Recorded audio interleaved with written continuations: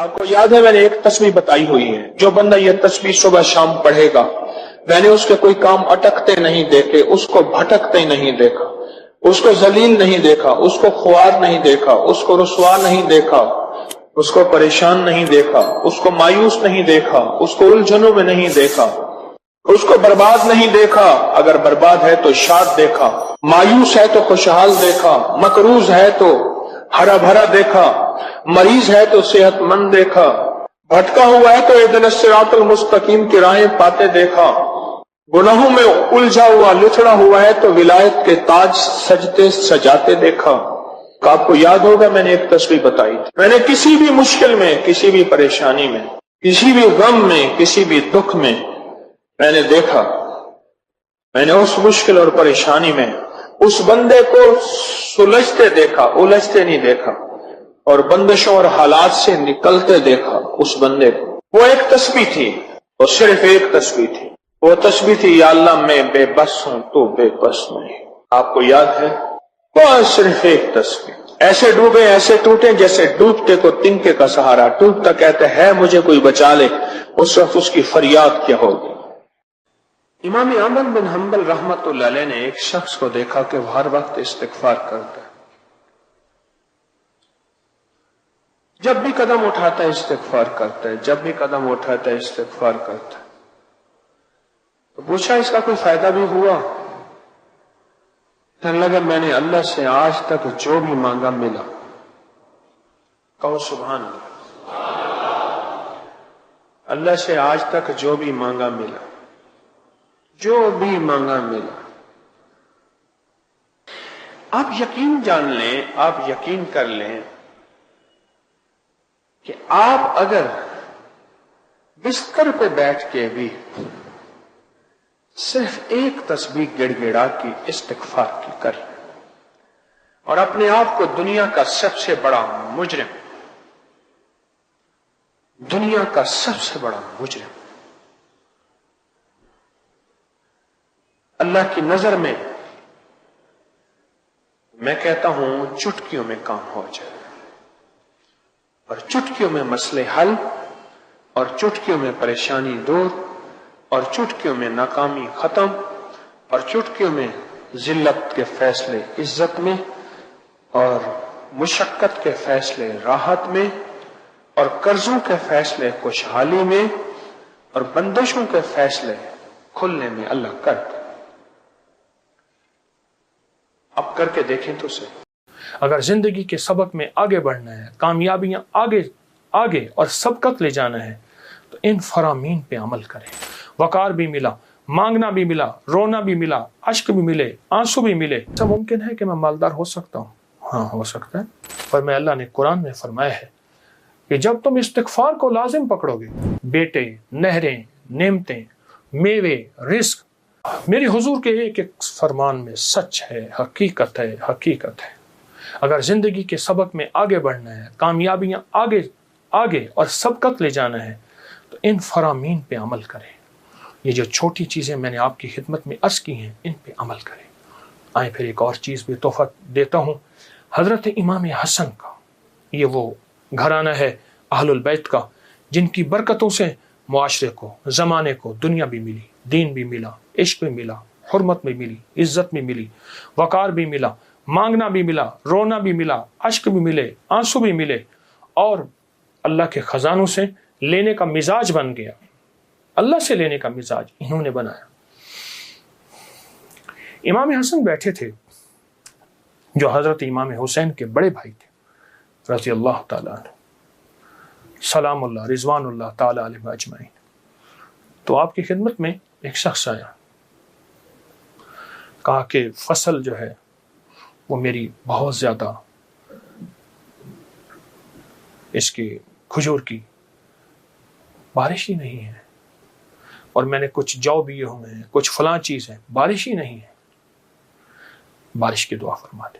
پھر میں دعا کرتا ہوں تو ایسا کر، سارا دن استغفر اللہ پڑھا کر، استغفر اللہ استغفر اللہ استغفر اللہ استغفر اللہ۔ وہ چلا گیا۔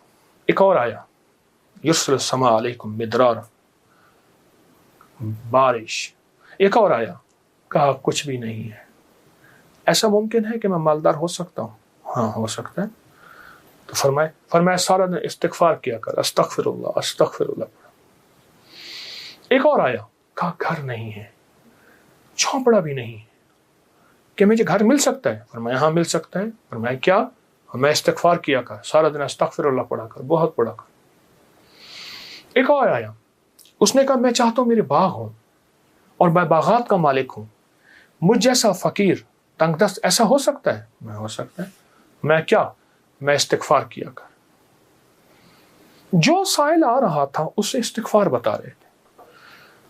جب سارے سائل چلے گئے تو غلام نے پوچھا آقا آج آپ نے ہر بندے کو استغفار ہی بتایا ہے، کیا وجہ ہے؟ اور میں اللہ نے قرآن میں فرمایا ہے کہ جب تم استغفار کو لازم پکڑو گے، جب استغفار کو لازم پکڑو گے، پھر میں بارشیں برساؤں گا، پھر میں پھل دوں گا، پھر میں بیٹے دوں گا. اس میں ایک سائل وہ بھی آیا تھا جس کی اولاد نہیں تھی، اسے بھی فرمایا استغفار کر، اور اس نے میاں بیوی نے خوب استغفار کیا اور اپنے بیٹے عطا فرمائے. مدرارا بے اموال و بنی انہارا، بیٹے، نہریں، نعمتیں، میوے، رزق، استغفار. اچھا استغفار سے مراد کیا ہے؟ استغفار، میں کسی ملک کے ایئرپورٹ پہ جا رہا تھا تو ایک صاحب نا 4 ویل والا وہ بڑا سا وہ تھا بریف کیس، اس کے ہینڈل سے اس کو چلائے جا رہے تھے ایسے تیزی سے، تو ایک دم فلائٹیں نکل رہی تھیں، راستہ تھا، تو ایکسکیوز می ایسے کرتے نہیں، یوں نکل رہے تھے.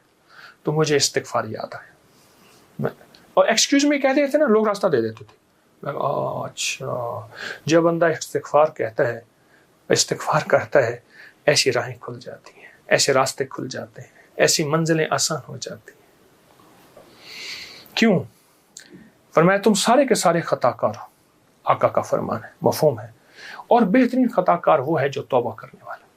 استغفار کے معنی یہ ہے کہ اللہ میں اعتراف جرم کرتا ہوں، اعتراف جرم کرتا. ہمارے یہاں ایک گھر کے قریب نا ایک دوسری گلی میں آرا مشین تھی، یہ لکڑیاں کاٹنے کی. تو اس کا ایک ٹریکٹر ڈرائیور تھا، پرانا روسی ٹریکٹر تھا جو بڑے بڑے تنے اٹھاتا تھا اس کے درختوں کے. تو ڈرائیور جو تھا وہ ہمیشہ جو ہے وہ گاڑی اپنا ٹریکٹر درمیان میں چلاتا تھا، کبھی دائیں بائیں اتارتا نہیں تھا. پھر لڑائیاں بھی ہو جاتی تھیں، جھگڑے بھی ہو جاتے تھے، مار کٹائیاں بھی ہو جاتی تھیں. وہ ڈرائیور میں نے دیکھا ہوا بیچارہ ایک حادثے میں فوت ہوا. اچھا اس کے مزاج میں ایک عجیب بات تھی، وہ نا جاتے ہی لڑائی کر لیتا تھا، جھگڑے کر لیتا تھا، کبھی ٹریکٹر کا ویل نیچے نہیں اتارتا تھا. جھگڑا کرنے کے بعد، سارا کچھ کرنے کے بعد وہاں پہنچتے اپنی قمیض اتارتا تھا، پولیس والوں کو کہتا تھا، تھانے والوں کو، یا جہاں کہیں اس کو لے جاتے تھے انصاف کے لیے یا جھگڑے کو ختم کرنے کے لیے، کہتا مجھے مارے، میں مجرم ہوں. وہ کہتے بات کیا ہے؟ کہتے مارے میں مجرم ہوں. اب وہ کیسے مارے؟ بات تو سنیں. اچھا وہ بات تھی ایسی کہ اس کو مار پڑنی تھی. جب وہ کہتا تھا مجھے مارے تو مار پڑتی ہی نہیں تھی. کیوں؟ اس نے آتے اعتراف جرم کیا. جو استغفار کرتا ہے وہ سارا دن جرم کا اعتراف کرتا ہے. مولا میری تنہائیاں بھی داغدار ہیں، میری آنکھیں، میرا دل، میرے جذبے، مولا میری دن رات سارے داغدار ہیں. مجھے اپنی پستی پہ شرم ہے، مجھے اپنی پستی پہ شرم ہے. تیری وسعتوں کا خیال ہے، پر اپنے دل کو میں کیا کروں، اسے پھر بھی شوق وصال ہے. یاد میں تیری سب کو بھلا دوں، کوئی نہ مجھ کو یاد رہے. کچھ تجھ پہ سب گھر بار لٹا دوں، خانہ دل آباد رہے. نظر سے اپنی سب کو گرا دوں، فقط تجھ سے فریاد رہے. یار رہے یا رب تو میرا، اور میں تیرا یار رہوں. ہر وقت ذکر و فکر میں تیرے، مست رہوں سرشار رہوں.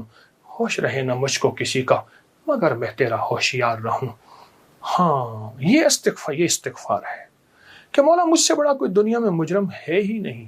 میں نے اپنے جرم کا 100% اعتراف بھی کرتا ہوں، مجھ سے بڑا کوئی مجرم نہیں. جب بندہ اس جذبے پہ آتا ہے پھر اللہ کے خزانوں سے اس کے لیے حیرت انگیز برکت، رحمت، رزق، عزت، وسعت، عطا، شفقت اور رحمت کے دروازے کھلتے ہیں. ہمارے نا محلے میں ایک درزی ہوتا تھا، بہت کاریگر تھا، اس کے بڑے شاگرد تھے. اصل وہ بکھر کا تھا، یہاں روزی روٹی ملی تو وہیں آ گیا، پرانے شہر میں رہتا تھا. تو وہاں اس کے ساتھ ایک عجیب معاملہ تھا. وہ جس دکان پہ بھی بیٹھتا, ساری عمر گھر بھی کرائے کا تھا, اس کی دکان بھی کرائے کی, اور ساری عمر ایسی گزری. جس دکان پہ بیٹھتا تھا وہ اس دکان وہ کیا کرتا تھا, ویران دکان ڈھونڈتا تھا جس کی دکان کرائے پہ نہیں ہوتی تھی. غور طلب بات ہے, عجیب بات بتا رہا ہوں, یہ میرے دیکھے واقع ہیں. وہ ہمارے پڑوس میں کوئی 30 سال رہا, تقریباً 30 سال رہا. وہ ویران دکان لیتا تھا. نامور اتنا تھا کہ استاد کو آ کے دنیا ڈھونڈتی تھی, چاہے وہ گلی کے کونے میں جہاں بیٹھ جائے, اتنا کاریگر تھا. ویران دکان ڈھونڈتا تھا جس دکان کو کوئی نہیں لیتا تھا, پھر لکھواتا تھا کہ میں اتنے سال تک نہیں اٹھائے گا. وہ خوشی سے لکھ کے دے دیتا تھا, کیونکہ اس کو تجربہ تھا, اس کو نہیں تھا. اتنے اور بڑے بڑے طاقتور لوگوں کی گواہیاں ڈلواتا تھا کہ کل کو مجھے اٹھائے گا. کہ میں کیسے اٹھاؤں گا, میری دکان کرائے پہ نہیں جاتی, تو مجھے کرایہ دے رہا, اتنے عرصے سے میری دکان بند پڑی ہے, میں کیسے اٹھاؤں گا. کہہ رہے نہیں, وہ تو مجھے اٹھائے گا, پتہ ہے مجھے. بڑے بڑے لوگوں کی گواہیاں ڈلواتا تھا, لکھواتا تھا, کرایہ دیتا رہوں گا, دیتا تھا. ادھر وہ کرائے پہ بیٹھتا تھا, چند دنوں کے پاس اس کے پاس لوگ آنا شروع ہو جاتے, یہ دکان دے. وہ اگر 20 روپے کرایہ دیتے, ہم 30 روپے دیتے ہیں, ہم 40 روپے دیتے ہیں, کوئی کہ ہم 50 روپے دیتے ہیں. اب اس کا دماغ بیچارے کا تو ویسے ہلا چیترل گیا, دماغ تو ہلنا تھا. وہ اس کو آ کے کہتا کہ مجھے اتنے لوگ دے رہے ہیں. میں نے کہا میں نے تجھے پہلے کہا تھا لکھوا کے دو. اچھا, یہ چند بار ہوا. جس دکان پہ بھی بیٹھتا تھا, اس دکان پہ بیٹھتے ہی اس کے ساتھ یہ معاملہ شروع ہو جاتا. اب یہ راز کسی کو پتا نہیں تھا, یہ راز ہے کیا اس کا, اس کے ساتھ کیا ہوتا ہے, اس کے ساتھ ایسا کیوں ہوتا ہے. اس نے ایک دفعہ یہ راز ایک بندے کو بتایا, اس نے مجھے بتایا. براہ راست میں نے اس سے بات نہیں ہوئی, لیکن ہمارا پڑوسی تھا. وہ ایک بندے کو اس نے یہ راز بتایا, ہمارا ایک رشتہ دار تھا, اس کو یہ راز بتایا اور اس کو کہا کہ میرے ساتھ یہ راز ہے. اس نے اب جو لفظ کہنا, پہلے میں وہ لفظ آپ کے سامنے بیان کرتا ہوں. کہنے لگا, بخت میرے اوپر پاگل ہے, اور مجھے اکھے بخت میرے اوپر پاگل ہے. میں نہیں چاہتا وال میں کو آتے ویلڑ ویندے, ویلڑ چپک جاتا ہے, چپٹ جاتا ہے, لپٹ جاتا ہے. میں نہیں چاہتا, آگے پھر مجھے لپٹ جاتا ہے بخت. اچھا, جس کی دکان آنے کی ہوتی ہے 100 آنے کی ہو جاتی ہے. اچھا, ادھر میں دکان چھوڑ کے جاتا ہوں کسی اور جگہ پہ, وہ دکان پھر آنے کی ہو جاتی ہے. پھر جہاں میں جا کے بیٹھتا ہوں پھر وہ 100 آنے کی ہو جاتی ہے. پھر وہ پیچھے والے مجھے آ کے بلاتے ہیں, آپ کی مہربانی آ جاؤ, اس سے کم کرایہ دینا. تھا کوئی ایسا, کیونکہ ہاتھ کا کاریگر بہت کم ہوتا ہے جو سر پھرا نہ ہو. ہاتھ کا کاریگر وہ ہاتھ کا جس شعبے کا ہو, تھا کو سر پھرا. کہہ رہا میں نہیں جاتا تھا دکان پہ, تم نے مجھے نکالا تھا. ساری زندگی اس نے ایسے گزاری. اب یہ بخت کہاں سے ملا؟ اب بخت کو سن. کہا میرا باپ مزدور تھا, مزدوری کرتا تھا. بڑا ہوا تو اس نے مجھے درزیوں کے کام پہ ڈال دیا کہ بیٹا چلو چھاؤں کا کام ہے تو کرتا رہے گا. میں تو دھوپ سردی گرمی مزدوریاں کرتا رہا, درزیوں کا کام چھاؤں کا کام ہے تو کرتا رہے گا. اور میرے والد کہتا تھا تجھے کوئی ایسا رئیس مل جائے جو اپنی دیوڑی میں تجھے جگہ دے. بعض رئیس ایسے ہوتے ہیں جنہوں نے مستقل درزی رکھے ہوئے ہوتے ہیں, ان کا ہر وقت کپڑے سلتے رہتے ہیں. کہہ رہے دعائیں دیتا تھا والد مجھے کوئی رئیس مل جائے. کہ والد کا حادثہ ہو گیا, والد کی ٹانگ ٹوٹ گئی. والد کی بوڑھی والدہ تھی, میں ہم والد کی خدمت کرتے تھے. والد دعائیں دیتا تھا, ان پڑھ تھا. کسی نے والد کو اللہم صلی علی محمد بتا دیا, بس یہی پڑھتا تھا, اور ٹوٹی پھوٹی قل ہو اللہ پڑھتا تھا, باقی کوئی ابا کو پتا نہیں تھا. کہا میں درزیوں سے پیسے تھوڑے سے لاتا تھا, گھر میں فاقے آنا شروع ہو گئے. تھوڑے سے پیسے میں لاتا تھا, ابھی کام سیکھا نہیں تھا, استاد کبھی کبھار دے دیتا تھا, اور والد روز لاتا تھا. گھر میں سختی اور تنگی آنا شروع ہو گئی, بہت زیادہ غربت, تنگ دستی. ہماری ایک پھوپھی تھی, کہیں دور رہتی تھی, بہت بوڑھی تھی, والد سے بھی بڑی تھی.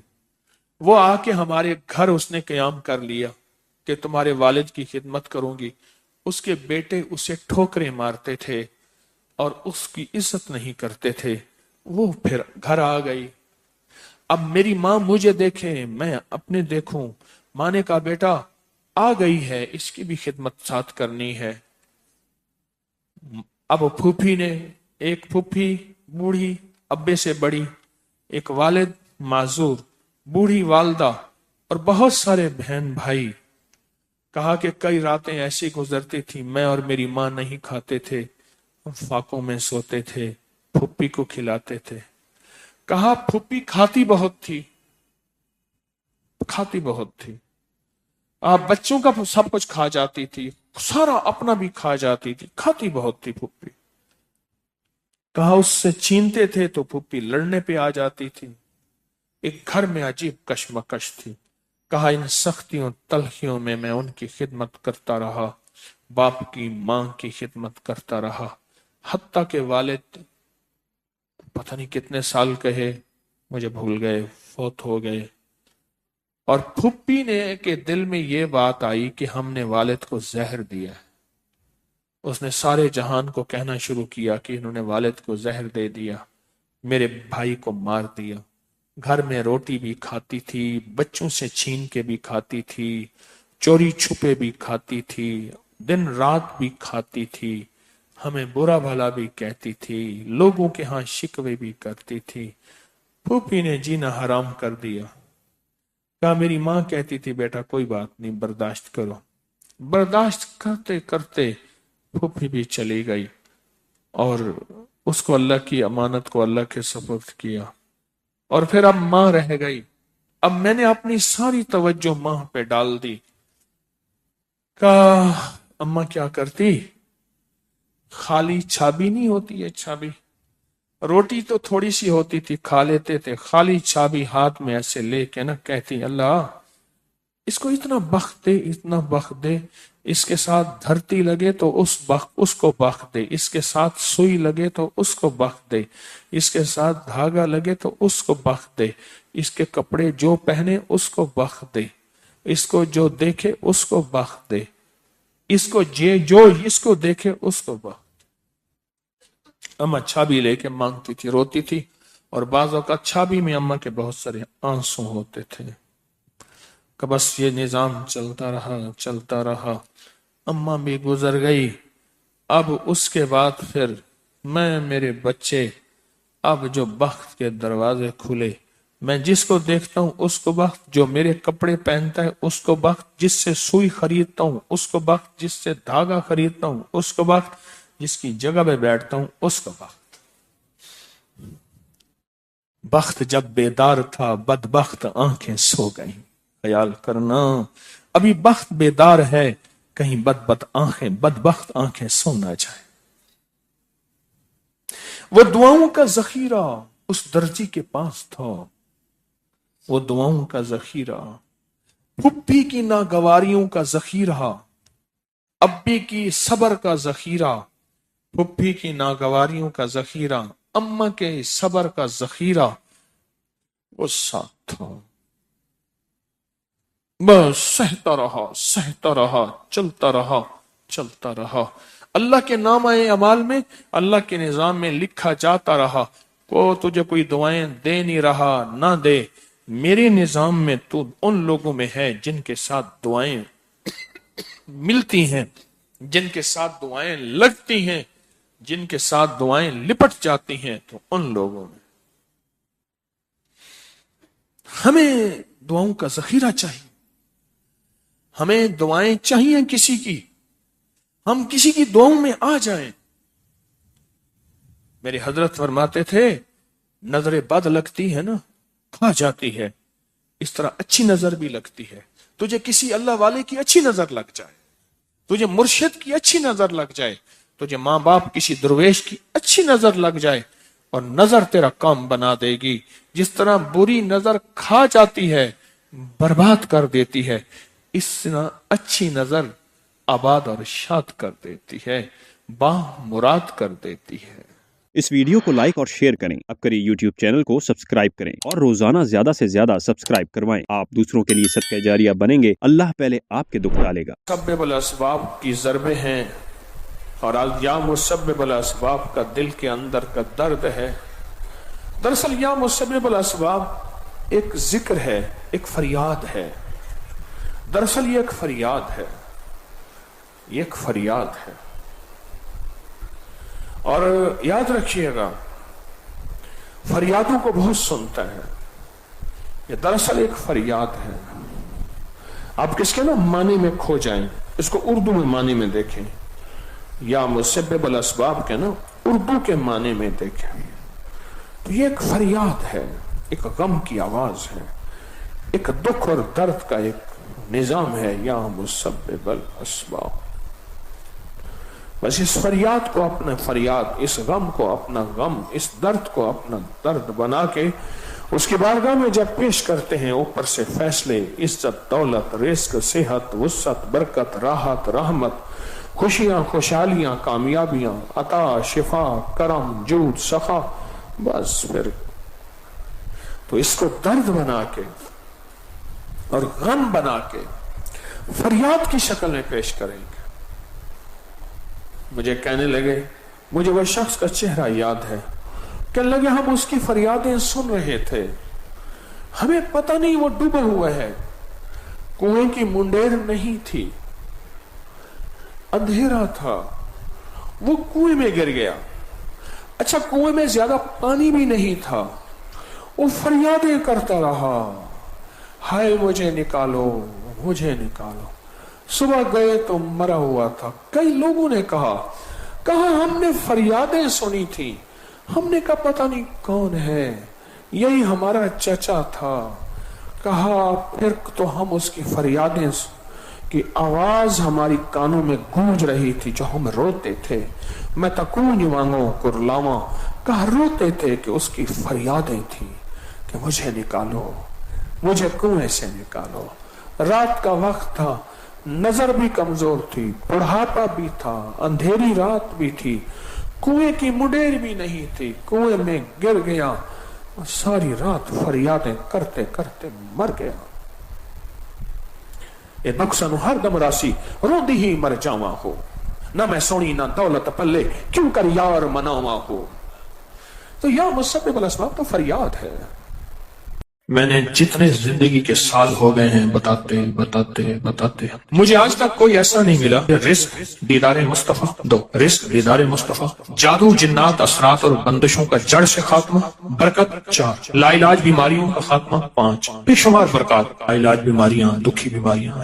زندگی میں اس کے بہت تجربات، بہت کمالات، جس نے بھی یقین سے پڑھا اللہ پاک نے اس کے لیے نہریں کھول دی، صحت کی بھی، رزق کی بھی، عزت کی بھی، برکت کی بھی، عطا کی بھی، شفقت کی بھی۔ میں ابھی سفر میں تھا تو ایک صاحب مجھ سے کہنے لگے تنخواہ آتی ہے ختم ہو جاتی ہے، کیا کروں؟ میں نے کہا 129 دن مجھے دے دے اور دے اللہ کے لیے، میں جیسے کہوں ویسے کر۔ 129 ٹافیاں لے لے، ہر ٹافی پہ صبح شام ایک بار سورۃ کوثر پڑھ، ہر ٹافی پہ صبح شام ایک بار سورۃ کوثر، بس ہر ٹافی۔ 129 ٹافیاں بھی ختم ہو جائیں گی، 129 کا عدد بھی پورا ہو جائے گا، ان کو کھانا نہیں۔ 129 دن کے بعد ان ٹافیوں کو تقسیم کر دے بچوں میں، اول آخر ہر دفعہ 3 بار درود پاک اور ہر بار بسم اللہ الرحمن الرحیم صاحب۔ 129 دن مجھے دے ایسے کہ جس میں یقین ہو، دھیان ہو، توجہ ہو، یکسوئی ہو، دے ایسے، اور پھر دیکھ قدرت کے نظارے۔ مجھے ایک صاحب کہنے لگے میں نے یہ 129 دفعہ کا صبح شام کا عمل 129 دن کیا، کہا کہ ابھی 129 دن میں 2 دن باقی تھے، میں نے تاریخ لکھ کے رکھی تھی، ابھی 2 دن باقی تھے 129 دن میں، تو میں نے خواب دیکھا 129 فرشتے ہیں، ہر فرشتہ میرا ہاتھ تھام کے مجھے کوئی ایک برتن ہے وہ دینا چاہتا، آخر ان میں ایک طاقتور فرشتہ ان میں سبقت پا گیا، طاقتور فرشتہ، اس نے میرا ہاتھ تھاما اور ایک برتن دیا، کہا کہ برتن ایسے نرم تھا جیسے کوئی پھل ہوتا ہے، لیکن جب میں نے اس میں کھولا تو اس میں 129 موتی تھے، اور کہا مجھے، تو میں نے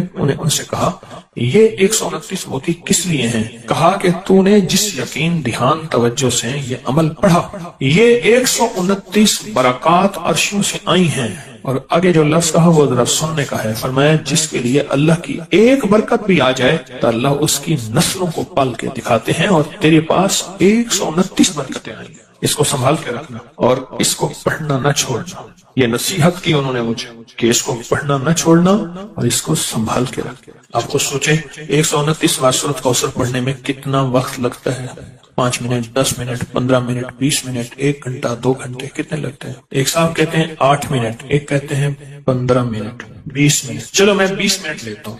24 گھنٹوں میں اگر 20 منٹ اپنی اور اپنی نسلوں کے لیے صبح دے دیں اور 20 منٹ اپنی اور اپنی نسلوں کے لیے شام کو دے دیں, سودا مہنگا. ایک بات ذہن نشین رکھیے گا, آنے والا وقت اتنا مشکل ترین وقت آ سکتا ہے, اتنا مشکل ترین وقت کہ مہنگائی, روزی روٹی, رزق انتہائی مشکل وقت ہے آنے والا. کوئی خوش قسمت انسان ہوگا جو آنے والے وقت میں کہے گا کہ میرا رزق کشادہ ہے, میرا رزق کشادہ ہے, میرا رزق کشادہ ہے. الا ما رحم ربی, جس پہ اس کی رحمت ہوگی کہ میرا رزق کشادہ ہے. چند سالوں میں جو مہنگائی ہوئی ہے, کیا یہ ہمارے گمان میں تھی, خیال میں تھی, سوچوں میں تھی؟ یہ بادشاہ کا قصور تو نہیں ہے, یہ تو عرشوں سے فیصلے ہوئے ہیں. میں ایک آپ کو یقینی بات بتاؤں, آپ اس مہنگائی سے نہیں گزر رہے جس مہنگائی سے دنیا کے ملک گزر رہے ہیں. یہ میری بات حقیقت ہے.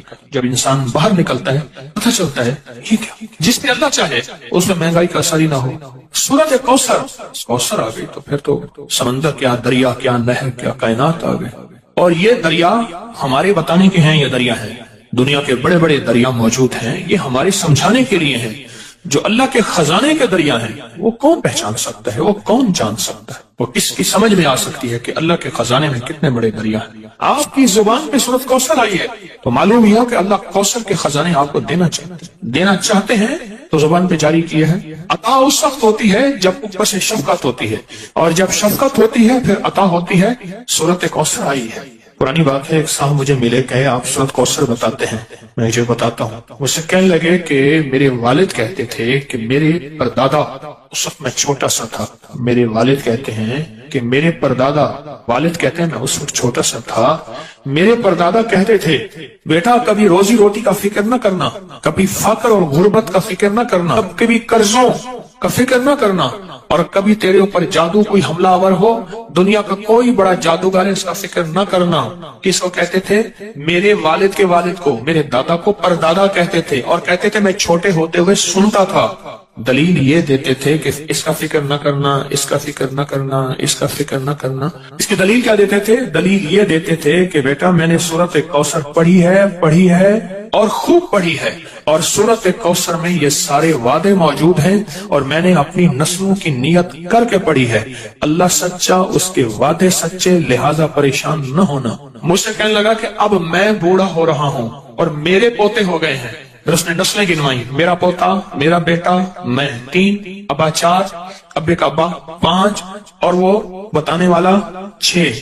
کہا کہ 6 نسلوں میں یہ چیزیں نہیں ہیں جو وہ بابا کہے, 6 نسلوں میں یہ چیزیں نہیں ہیں. میں نے اللہ سے منوایا ہے, میں نے نسلوں کی نیت کر کے پڑھا ہے, میں نے اللہ سے منوایا ہے. جو بھی گڑ گڑا کے پڑھے گا, بھکاری بن کے پڑھے گا, محتاج بن کے پڑھے گا. دیکھیں ہم اللہ پاک کی بارگاہ میں اگر 129 بار سورۃ کوثر پڑھ لیں, اور یہ 129 جو حرف ہے نا, لطیف, لام, طا, یا اور فا, یہ اس کے عدد ہیں, یاد رکھیے گا.